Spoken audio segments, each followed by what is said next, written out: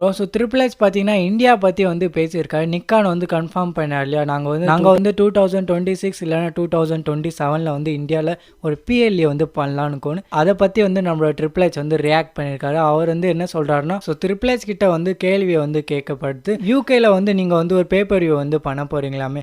ஆமாம், நாங்கள் வந்து அடுத்த இயர் வந்து யூகேல வந்து ஒரு பேப்பர் வியூ வந்து பண்ண போகிறோம், இதெல்லாம் வந்து சொன்னார். அதுக்கப்புறம் ட்ரிபிள் எச் வந்து என்ன சொல்கிறாருன்னா, நாங்கள் வந்து இந்தியாவில் கூட வந்து டபிள்யூடபிள்யூட மார்க்கெட் வந்து ரொம்ப எக்ஸ்பேண்ட் பண்ணலான்னுக்கோ, இந்தியாவில் பார்த்தீங்கன்னா நாங்கள் வந்து ஒரு பெருசாக ஏதாவது பண்ணலான்னுக்கோ. ஸோ டபிள்யூடபிள்யூ அண்ட் நெட்ஃப்ளிக்ஸ்க்கான டீல் நடக்கும்போதே பார்த்தீங்கன்னா நெட்ஃப்ளிக்ஸ் வந்து என்ன சொன்னாங்கன்னா, நீங்கள் வந்து இந்தியாவில் வந்து நிறைய ஷோஸ் வந்து பண்ணுங்கள், தன்னோட கம்பெனியை வந்து எக்ஸ்பேண்ட் பண்ணுங்கள், இந்தியாவில் வந்து ரொம்ப வந்து பாப்புலர் ஆகும், இந்தியாவுக்கு வந்து டபிள்யூடபிள்யூட ப்ரியாரிட்டி வந்து கொடுங்க. ஸோ இதனால தான் வந்து ட்ரிபிள் எச் வந்து 2026 பார்த்தீங்கன்னா ஒரு பிஎல்ஏ வந்து பண்ணலான்னுக்காரு. ஸோ டபிள்யூடபிள்யூ வந்து 2026 இல்லைனா 2027 வந்து ஒரு பிஎல்ஏ வந்து பண்ணலான்னுக்காங்க, இந்தியாவில் வந்து ஒரு மெகா ஷோ வந்து பண்ணலான்னுக்கா.